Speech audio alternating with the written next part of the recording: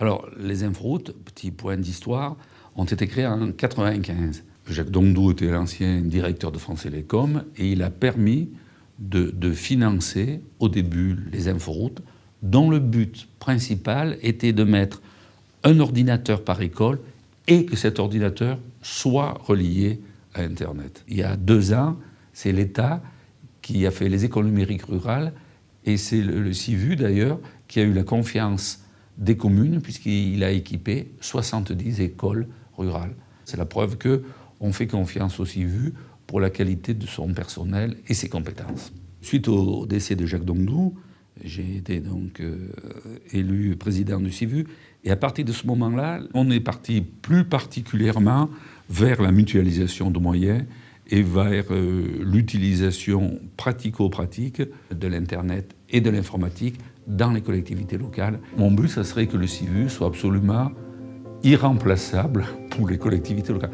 Mais là, je dis en plaisantant, mais pour moi, c'est vrai. Le CIVU doit être l'élément clé de l'informatique des collectivités.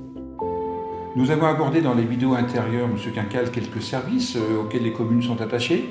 La gestion avec le logiciel Cosolus, le bureau virtuel, la visioconférence, la maintenance et l'assistance du CIVU. Y a-t-il d'autres domaines où le CIVU se distingue? Alors, ce sur quoi on travaille depuis longtemps, c'est les centres multimédia. On a 26 centres multimédia qui, on peut dire, maillent tout le département de l'Ardèche et qui permet aux gens d'utiliser Internet, de se rencontrer. Lors d'un précédent entretien, Noël Bouvrat, maire de Chaumérac, exprimait le souhait d'avoir accès à un nouvel outil, le paraphore électronique. Où est-ce qu'on en est dans ce domaine? Alors, pour l'instant, le paraphore électronique est utilisé à titre de test sur la mairie d'Annonay.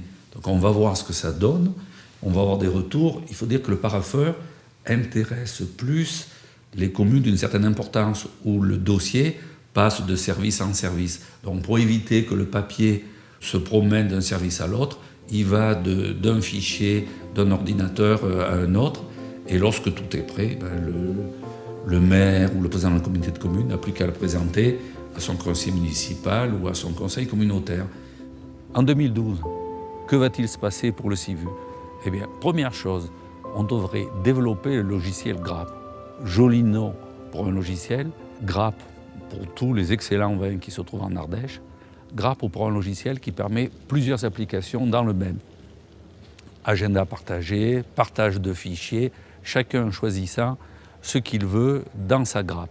Deuxième produit à développer, les centres de visioconférence. Les centres de visioconférence vont permettre d'éviter bien des déplacements et du temps perdu à travers le département de l'Ardèche. Troisième point à développer, c'est développer le partenariat avec le département de l'Ardèche, qui a déjà commencé, mais qui devrait encore se développer, et avec le SDIS, le service départemental d'incendie et de secours, sur le service d'information géographique. Dernier point, c'est évidemment souhaiter au personnel du CIVU de continuer à travailler aussi bien que ce qu'il a fait, et je n'en doute pas, au service des collectivités, et souhaiter à mes collègues délégués au CIVU des inforoutes de continuer à travailler comme ils le font au service des Ardéchois. Voilà ce que je souhaite à tous pour 2012.